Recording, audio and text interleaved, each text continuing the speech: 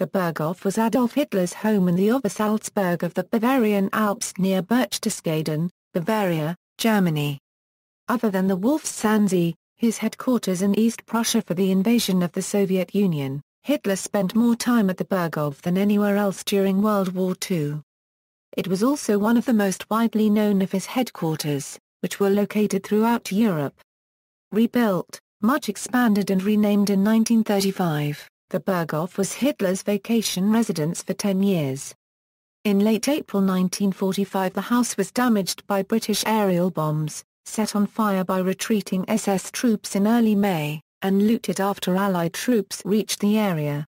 The burnt-out shell was demolished by the Bavarian government in 1952. History: the Berghof began as a much smaller chalet called Haus Wachenfeld, a holiday home built in 1916 by Kommerzienrat Otto Winter, a businessman from Buxtehude. This was located near the Platterhof, the former pension Moritz where Hitler had stayed in 1922 €23. By 1926, the family running the pension had left and Hitler did not like the new owner. He moved first to the Marineheim and then to a hotel in Berchtesgaden, the Deutsches Haus, where he dictated the second volume of Mein Kampf in the summer of 1926. Hitler met his alleged lover Maria Reiter, who worked in a shop on the ground floor of the hotel, during another visit in autumn 1926. In 1928, Winter's widow rented Haus Wachenfeld to Hitler and his half-sister Angela came to live there as housekeeper, although she left soon after her daughter Jelly's 1931 death in Hitler's Munich apartment. By 1933 Hitler had purchased Haus Wachenfeld with funds he received from the sale of his political manifesto Mein Kampf. The small chalet-style building was refurbished and much expanded during 1935 €36 by architect Louis de Garneau when it was renamed the Berghof. A large terrace was built and featured big, colorful, resort-style canvas umbrellas. The entrance hall was filled with a curious display of cactus plants in majolica pots. A dining room was paneled with very costly Sembra pine. Hitler's large study had a telephone switchboard room. The library contained books on history, painting, architecture and music. A great hall was furnished with expensive Teutonic furniture, a large globe and an expansive red marble fireplace mantel. Behind one wall was a projection booth for evening screenings of films. A sprawling picture window could be lowered into the wall to give a sweeping, open-air view of the snow-capped mountains in Hitler's native Austria. The house was maintained much like a small resort hotel by several housekeepers, gardeners, cooks and other domestic workers. "This place is mine," Hitler was quoted as saying to a writer for Homes and Gardens magazine in 1938. "I built it with money that I earned." British Homes and Gardens magazine described him as his own decorator, designer, and furnisher, as well as architect, and the chalet is bright and airy with a light jade green color scheme. Caged Hertz roller canaries were kept in most of the rooms, which were furnished with antiques, mostly German furniture from the 18th century. Old engravings hung in the guest bedrooms, along with some of Hitler's small watercolor sketches. His personal valet Heinz Ling stated that Hitler and his longtime companion Eva Braun had 2 bedrooms and 2 bathrooms with interconnecting doors and Hitler would end most evenings alone with her in his study drinking tea. Though Hitler did not smoke, smoking was allowed on the terrace. His vegetarian diet was supplied by nearby kitchen gardens and, later, a greenhouse. A large complex of mountain homes for the Nazi leadership with a landing strip and many buildings for their security and support staff were constructed nearby. To acquire the land for these projects, many neighbors were compelled to sell their properties and leave. A Steinhaus, nicknamed Eagle's Nest by a French diplomat, was built in 1937 €38 on the mountain top above the Berghof, but Hitler rarely went there. The Berghof became something of a German tourist attraction during the mid-1930s. Visitors gathered at the end of the driveway or on nearby public paths in the hope of catching a glimpse of Hitler. This led to the introduction of severe restrictions on access to the area and other security measures. A large contingent of the SS Leibstandarte Adolf Hitler were housed in barracks adjacent to the Berghof.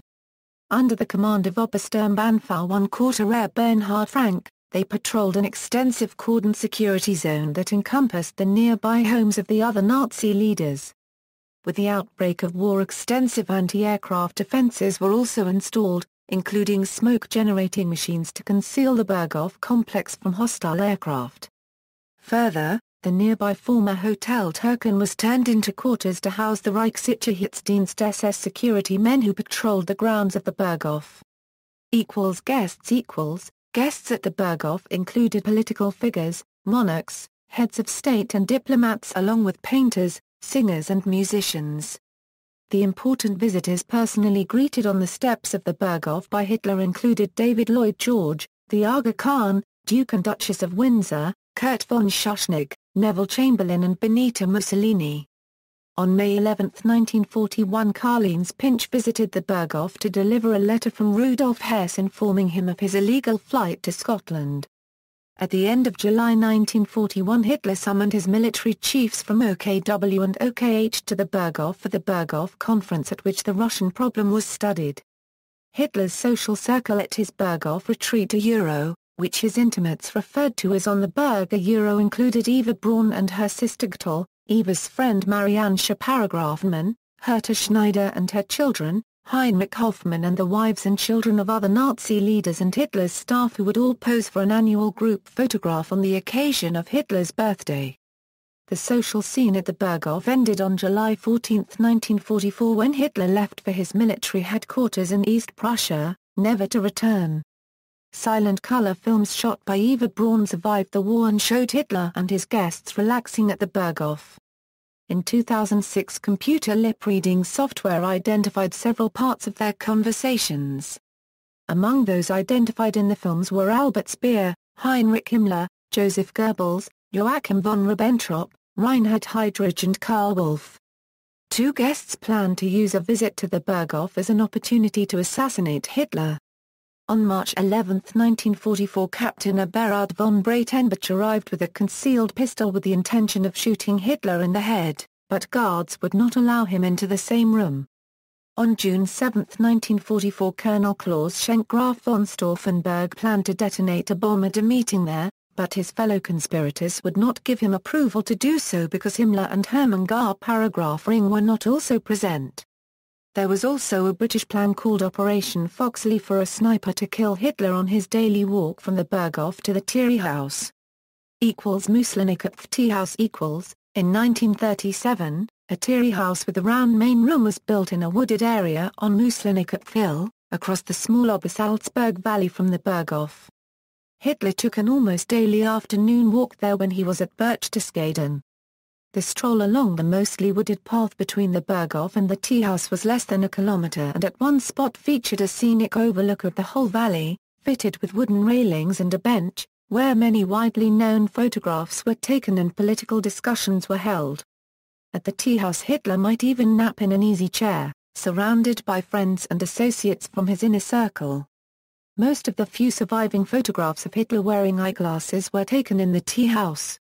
Some sources have now and then mistakenly captioned photographs snapped in the Muslinikopf Thierry House as having been shot in the spectacular Kleinsteinhaus far above the Berghoff, where Hitler seldom went. Post-war ruins. The Obersalzberg was bombed by hundreds of British Lancaster bombers, including aircraft from No. 617 Squadron RAF, on April 25, 1945, 12 days before the surrender of German forces on May 7. At least two bombs struck the Berghoff. On May 4, 4 days after Hitler's suicide in Berlin, departing SS troops set fire to the villa.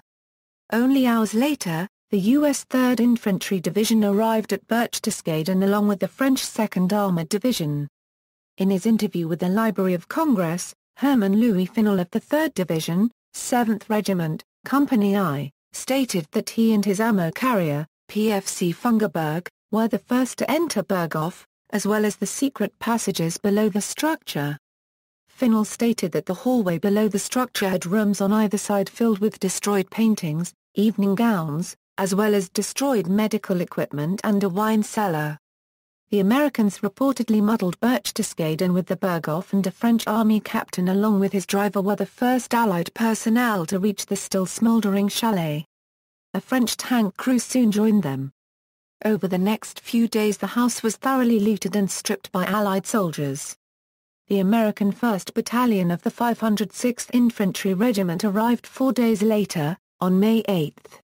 The 3rd Battalion of the 506th came into Berchtesgaden by a different route and sustained casualties in a skirmish with the crews of 2 German 88mm guns. One of the most notable artifacts taken by American soldiers was Hitler's globe. The tea house on Mooslenicket Fell was unscathed in the April 1945 bombing raid, but by 1951 the house-sized building had been knocked down by the Bavarian government because of its link with Hitler. For 55 years the more or less recognizable tea house ruins lay in the woods by the 13th hole of the post-war Berghoff golf course. These were taken away altogether during the late summer of 2006. The Berghof's shell survived until 1952 when the Bavarian government blew it up on April 30. The Berghof, the houses of Gar Paragraph Ring and Bormann, the SS barracks, the camper currency Isling, the tea house were all destroyed.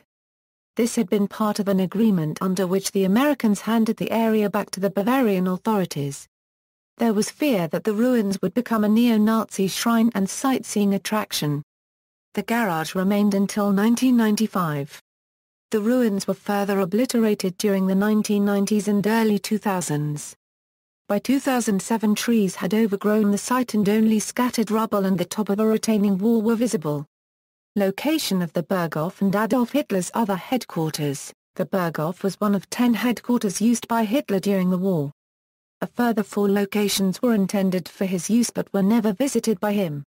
See also, Steinhaus, Far One Quarter Rare Headquarters, Traudeljunge, Manhunt, a Fritz Lang film set in 1939 about a hunter aiming at Hitler, based on the novel Rogue Male, Nazi Architecture, Operation Foxley, a British SOE plan to assassinate Hitler in 1944. References.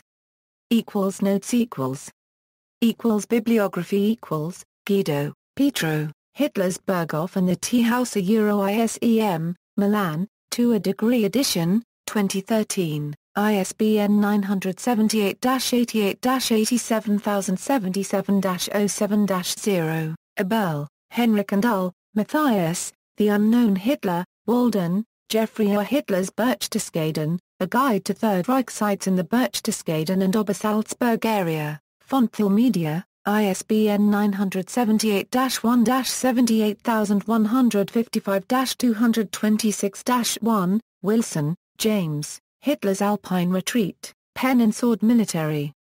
Barnsley, S. Yorkshire, England. 271 photos of the Obersalzberg complex and biographies of leading Nazi figures.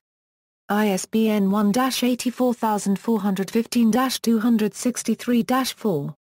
External links. Documentation. Obersalzberg, Adolf Hitler's home on the Obersalzberg, 1927–1945, Berchtesgaden Intercontinental Hotel, Don't Mention the War, The Sydney Morning Herald, Gary A. Warner, August 18, 2006. Association Nationale des Anciens Combattants de la Banque de France. Euro in French.